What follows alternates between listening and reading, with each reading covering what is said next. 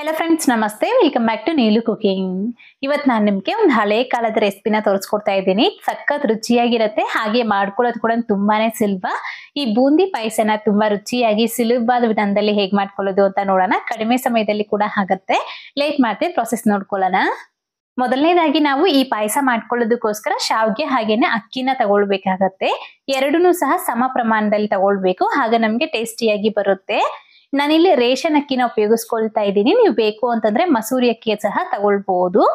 ಈಗ ಮೊದಲು ಒಂದು ಕಡಾಯಿನಲ್ಲಿ ಈ ರೀತಿ ಅಕ್ಕಿನ ಹಾಕೊಂಡು ನಾವು ಫುಲ್ ಕಡಿಮೆ ಉರಿನಲ್ಲಿ ಚೆನ್ನಾಗಿ ಹುರ್ಕೊಳ್ಬೇಕಾಗತ್ತೆ। ಗ್ಯಾಸ್ನ ಹೈ ಫ್ಲೇಮ್ ಹಾಗೆ ಮೀಡಿಯಂ ಫ್ಲೇಮ್ ಇಡೋದಕ್ಕೆ ಹೋಗ್ಬೇಡಿ, ಫುಲ್ ಸಿಮ್ ನಲ್ಲಿ ಮಾತ್ರ ನಾವು ಅಕ್ಕಿನ ಹುರ್ಕೊಳ್ಬೇಕು, ಆಗ್ಲೇ ನಮ್ಗೆ ಟೇಸ್ಟ್ ತುಂಬಾ ಚೆನ್ನಾಗಿ ಬರುತ್ತೆ ಪಾಯಸದ್ದು। ಸೊ ಈ ರೀತಿ ನೋಡಿ ಅಕ್ಕಿ ಫುಲ್ ವೈಟ್ ಆಗ್ಬಿಡುತ್ತೆ, ಸ್ವಲ್ಪ ಲೈಟ್ ಆಗಿ ಕಲರ್ ಚೇಂಜ್ ಆಗುತ್ತೆ। ಆಗ ಗ್ಯಾಸ್ನ ಆಫ್ ಮಾಡ್ಕೊಂಡ್ಬಿಟ್ಟು ಈ ಅಕ್ಕಿನ ಎತ್ಕೊಂಡು ಒಂದು ಬೌಲಲ್ಲಿ ಹಾಕಿ ಚೆನ್ನಾಗಿ ತೊಳ್ಕೋಬೇಕು। ನಾನಿಲ್ಲಿ ಚಿಕ್ಕ ಬೌಲ್ ಅಳತೆನಲ್ಲಿ ಈ ಪಾಯಸನ ಮಾಡ್ಕೊಳ್ತಾ ಇದ್ದೀನಿ, ಆದ್ರೂ ಸಹ ಒಂದ್ 8-9 ಜನ ಕುಡಿಬಹುದು, ತುಂಬಾ ಜಾಸ್ತಿನೇ ಆಗುತ್ತೆ। ಈ ರೀತಿ ನೋಡಿ ಅಕ್ಕಿನ ಚೆನ್ನಾಗಿ ತೊಳೆದಾದ ನಂತರ ಒಂದು ಮಿಕ್ಸರ್ ಜಾರಿಗೆ ಹಾಕೊಂಡು ಮತ್ತೆ ಒಂದು ಬೌಲ್ ಆಗುವಷ್ಟು ನೀರು ಕೂಡ ಸೇರಿಸ್ಕೊಂಡ್ಬಿಟ್ಟು ಚೆನ್ನಾಗಿ ಸ್ವಲ್ಪ ತರಿತರಿಯಾಗಿ ನಾವು ಇದನ್ನ ರುಬ್ಕೊಳ್ಬೇಕಾಗತ್ತೆ। ನೀರು ಇನ್ನ ಜಾಸ್ತಿ ಬೇಕಿದ್ರು ಕೂಡ ಹಾಕೊಳ್ಬಹುದು। ಈ ರೀತಿ ನೋಡಿ ತರಿತರಿಯಾಗಿರ್ಬೇಕು, ನಮಗೆ ಉಪ್ಪಿಟ್ಟು ರವೆ ಹೇಗಿರತ್ತೆ ಸೊ ಆ ತರ ನಾವು ಈ ಅಕ್ಕಿನ ರುಬ್ಕೊಳ್ಬೇಕಾಗತ್ತೆ। ಸೊ ಈಗ ಈ ಅಕ್ಕಿ ತರಿನ ಒಂದು ಪಕ್ಕಕ್ಕೆ ಇಟ್ಕೊಳ್ಳಿ। ಈಗ ಮತ್ತೆ ಅದೇ ಕಡಾಯಿನಲ್ಲೇನೆ 1 ಟೀ ಸ್ಪೂನ್ ಆಗುವಷ್ಟು ತುಪ್ಪನ ಹಾಕೊಂಡ್ಬಿಟ್ಟಿದ್ರಲ್ಲಿ ಸ್ವಲ್ಪ ಗೋಡಂಬಿ ಹಾಗೇನೆ ಈ ಒಣದ್ರಾಕ್ಷಿನ ಹಾಕೊಂಡು ಚೆನ್ನಾಗಿ ಹುರಿದು ಪಕ್ಕಕ್ಕೆ ಇಟ್ಕೊಳ್ಳಿ। ಬೇಕಿದ್ರೆ ಹಾಕೋಬಹುದು, ಇಲ್ಲಾಂದ್ರೆ ಸ್ಕಿಪ್ ಮಾಡಬಹುದು।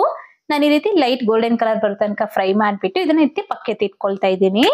ಮತ್ತೆ ಅದೇ ತುಪ್ಪಕ್ಕೇನೆ ನಾವು ಫಸ್ಟ್ ತೆಗೆದಿಟ್ಕೊಂಡಿರೋ ಈ ಶಾವಿಗೆನ ಹಾಕೊಳ್ಬೇಕು। ಆದಷ್ಟು ಕಡಿಮೆ ಉರಿನಲ್ಲಿ ಮಾತ್ರ ಚೆನ್ನಾಗಿ ಫ್ರೈ ಆಗೋ ತನಕ ನಾವು ಫ್ರೈ ಮಾಡ್ಕೊಳ್ಬೇಕಾಗತ್ತೆ। ಕಲರ್ ಪೂರ್ತಿಯಾಗಿ ಚೇಂಜ್ ಆಗುತ್ತೆ, ಸೊ ಅಲ್ಲಿವರೆಗೂ ಈ ಶಾವಿಗೆನ ಚೆನ್ನಾಗಿ ಹುರ್ಕೊಳ್ಳಿ। ಅದಾದ್ಮೇಲೆ ಇದಕ್ಕೆ ನಾವು ನೀರ್ನ ಹಾಕೊಳ್ಬೇಕು। ನಾನಿಲ್ಲಿ ಒಂದು ಅರ್ಧ ಲೀಟರ್ ಆಗುವಷ್ಟು ನೀರ್ನ ಸೇರಿಸ್ಕೊಳ್ತಾ ಇದ್ದೀನಿ। ನೀರ್ ಸ್ವಲ್ಪ ಜಾಸ್ತಿ ಆದ್ರೂ ಪರವಾಗಿಲ್ಲ, ಕಡಿಮೆ ಮಾಡ್ದಿರಾ ನೋಡ್ಕೊಳ್ಳಿ। ಅನಂತರ ಇದಕ್ಕೆ ನಾವು ಫಸ್ಟ್ ರುಬ್ಬಿಟ್ಕೊಂಡಿರೋ ಈ ಅಕ್ಕಿ ತರಿನ ಹಾಕೊಳ್ಬೇಕು। ಅದಾದ್ಮೇಲೆ ಇದಕ್ಕೆ ಮತ್ತೆ ಅದೇ ಮಿಕ್ಸರ್ ಜಾರ್ಗೆ ಸ್ವಲ್ಪ ನೀರು ಕೂಡ ಸೇರಿಸ್ಕೊಂಡು ಹಾಕೊಳ್ತಾ ಇದ್ದೀನಿ। ಈಗ ಗ್ಯಾಸ್ನ ಸ್ವಲ್ಪ ಮೀಡಿಯಂ ಫ್ಲೇಮ್ ಮಾಡ್ಕೊಂಡ್ಬಿಟ್ಟು ನಾವು ಇದನ್ನ ಚೆನ್ನಾಗಿ ಮಿಕ್ಸ್ ಮಾಡ್ಕೊಳ್ಬೇಕಾಗತ್ತೆ। ಕೈ ಬಿಡ್ದಾಗೆ ಚೆನ್ನಾಗಿ ಮಿಕ್ಸ್ ಮಾಡ್ಕೊಳ್ಳಿ, ಇಲ್ಲಾಂದ್ರೆ ಗಂಟಾಗ್ಬಿಡತ್ತೆ। ಈ ರೀತಿ ಅದು ಸ್ವಲ್ಪ ಕುದಿಯಕ್ಕೆ ಸ್ಟಾರ್ಟ್ ಆಗುತ್ತೆ ಅಲ್ವಾ, ಅಲ್ಲಿವರೆಗೂ ಸ್ವಲ್ಪ ಚೆನ್ನಾಗಿ ಮಿಕ್ಸ್ ಮಾಡ್ಕೊಳ್ತಾ ಇರಿ। ಇದನ್ನ ಈ ರೀತಿ ಒಂದ್ ಕಡೆ ಕುದಿಯಕ್ಕೆ ಇಟ್ಕೊಳ್ಳಿ, ಇನ್ನೊಂದ್ ಕಡೆ ನಾವು ಕಾಯಿ ಹಾಲನ್ನ ರೆಡಿ ಮಾಡ್ಕೊಳ್ಬೇಕು। ನಾನಿಲ್ಲಿ ಒಂದು ಅರ್ಧ ಚಿಪ್ ಆಗುವಷ್ಟು ಹಸಿ ಕೊಬ್ಬರಿನ ತಗೊಂಡು ಮಿಕ್ಸರ್ ಜಾರಿಗೆ ಹಾಕೊಂಡು ಇದನ್ನ ಈ ರೀತಿ ನೈಸ್ ಆಗಿ ರುಬ್ಬಿ ನಾನಿಲ್ಲಿ ಹಾಲನ್ನ ತೆಗೊಳ್ತಾ ಇದ್ದೀನಿ।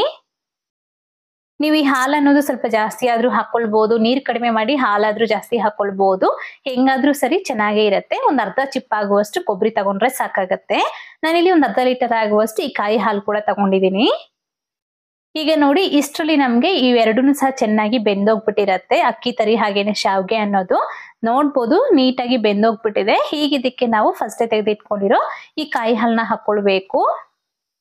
ಅದೇ ರೀತಿ ನಾವು ಬೆಲ್ಲ ಕೂಡ ಸೇರಿಸ್ಕೊಳ್ಬೇಕಾಗತ್ತೆ, ನಿಮ್ ಸ್ವೀಟ್ ತಗಾಗೆ ನೀವು ಹೆಚ್ಚು ಅಥವಾ ಕಡಿಮೆ ಮಾಡ್ಕೊಳ್ಬಹುದು।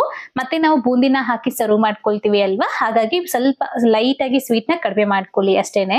ನಾನಿಲ್ಲಿ ನಿಮ್ಗೆ ಬೌಲ್ ಅಳತೆನಲ್ಲಿ ಹೇಳ್ಬೇಕು ಅಂತಂದ್ರೆ 4 ಬೌಲ್ ಆಗುವಷ್ಟು ಬೆಲ್ಲನ ತಗೊಂಡಿದ್ದೀನಿ। ಈ ರೀತಿ ಚೆನ್ನಾಗಿ ಪೂರ್ತಿಯಾಗಿ ಕರಗೋ ತನಕ ಚೆನ್ನಾಗಿ ಕರಗಿಸ್ಕೊಳ್ಳಿ। ನಿಮ್ಗೆ ಬೆಲ್ಲದಲ್ಲಿ ಏನಾದ್ರೂ ಡಸ್ಟ್ ಇತ್ತು ಅನ್ನೋದಾದ್ರೆ ಬೆಲ್ಲಕ್ಕೆ ಸ್ವಲ್ಪ ನೀರ್ನ ಸೇರಿಸ್ಕೊಂಡು ಬೆಲ್ಲ ಕರಗಿಸ್ಕೊಂಡಾದ್ರೂ ಇದಕ್ಕೆ ಸೇರಿಸ್ಕೊಳ್ಬಹುದು।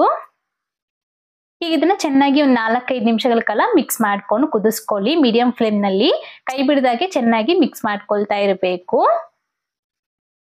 ಈ 4-5 ನಿಮಿಷದಲ್ಲಿ ನಮ್ಗೆ ಆ ಸ್ವೀಟ್ ಅನ್ನು ಚೆನ್ನಾಗಿ ಹಿಡಿದು ನಮ್ಗೆ ನೀಟಾಗಿ ಒಂದು ಒಳ್ಳೆ ಕನ್ಸಿಸ್ಟೆನ್ಸಿಗೆ ಪಾಯಸ ಅನ್ನೋದು ರೆಡಿ ಆಗಿರುತ್ತೆ। ಅನಂತರ ಇದಕ್ಕೆ ಸ್ವಲ್ಪ ಏಲಕ್ಕಿ ಪುಡಿ ಹಾಗೆ ಹೊರತಿಟ್ಕೊಂಡಿರೋ ಈ ಡ್ರೈ ಫ್ರೂಟ್ಸ್ ನ ಹಾಕ್ಬಿಟ್ಟು ಚೆನ್ನಾಗಿ ಮಿಕ್ಸ್ ಮಾಡ್ಕೊಳ್ಳಿ। ಪಾಯಸನ ಕುದಿಯುವಾಗೇ ಒಂದ್ಸತಿ ಚೆಕ್ ಮಾಡ್ಕೊಳ್ಳಿ, ತುಂಬಾ ಗಟ್ಟಿ ಇತ್ತು ಅನ್ನೋದಾದ್ರೆ ಸ್ವಲ್ಪ ಬಿಸಿ ನೀರು ಅಥವಾ ಕಾಯಿ ಹಾಲನ್ನ ಸೇರಿಸ್ಕೊಂಡು ಮಿಕ್ಸ್ ಮಾಡ್ಕೊಂಡು ಕುದಿಸ್ಕೊಳ್ಬೇಕು ಅಷ್ಟೇ। ನಮ್ಗೆ ಈಗ ಗ್ಯಾಸ್ ಆಫ್ ಮಾಡ್ಕೊಂಡ್ಬಿಟ್ಟು ಬಿಸಿ ಬಿಸಿಯಾಗಿ ಇದ್ರ ಮೇಲೆ ಈ ಸ್ವೀಟ್ ಬೂಂದಿನ ಹಾಕಿ ಸರ್ವ್ ಮಾಡ್ಕೊಂಡ್ರೆ ಎಕ್ಸಲೆಂಟ್ ಆಗಿರುತ್ತೆ। ಸ್ವೀಟ್ ಬೂಂದಿ ರೆಸಿಪಿ ಬಂದ್ಬಿಟ್ಟು ನಾನು ಆಲ್ರೆಡಿ ಮಾಡಿದೀನಿ, ಸೊ ಆ ವಿಡಿಯೋನ ಡಿಸ್ಕ್ರಿಪ್ಷನ್ ಬಾಕ್ಸ್ ನಲ್ಲಿ ಲಿಂಕ್ ನ ಕೊಟ್ಟಿರ್ತೀನಿ, ಒಂದ್ಸತಿ ಚೆಕ್ ಮಾಡಿ ನೋಡಿ। ಅದೇ ಸ್ವೀಟ್ ಬೂಂದಿ ನಾನು ಇಲ್ಲಿ ಹಾಕಿರೋದು ತುಂಬಾನೇ ಚೆನ್ನಾಗಿತ್ತು, ಟೇಸ್ಟ್ ಮಾತ್ರ ನನ್ಗೆ ಇಲ್ಲಿ ಸ್ವಲ್ಪ ಗಟ್ಟಿನೇ ಆಗಿದೆ, ಆದ್ರೆ ಟೇಸ್ಟ್ ಮಾತ್ರ ಎಕ್ಸಲೆಂಟ್ ಆಗಿರುತ್ತೆ। ನೀವು ಕೂಡ ಟ್ರೈ ಮಾಡಿ, ಮಾಡಿದಾದ್ಮೇಲೆ ಹೇಗ್ ಬಂತು ಅಂತ ಮರಿದೆ ಕಾಮೆಂಟ್ ಮಾಡಿ ತಿಳಿಸಿ। ಹಾಗೆ ಇವತ್ತಿನ ವಿಡಿಯೋ ಇಷ್ಟ ಆದ್ರೆ ಲೈಕ್ ಮಾಡಿ, ನಿಮ್ ಫ್ರೆಂಡ್ಸ್ಗೂ ಫ್ಯಾಮಿಲಿ ಮೆಂಬರ್ಸ್ ಕೂಡ ಶೇರ್ ಮಾಡಿ। ಮತ್ತಷ್ಟು ರೆಸಿಪೀಸ್ಗಾಗಿ ನೀಲು ಕುಕಿಂಗ್ ಚಾನಲ್ಗೆ ಸಬ್ಸ್ಕ್ರೈಬ್ ಆಗಿ। Thank you, keep watching Neelu cooking.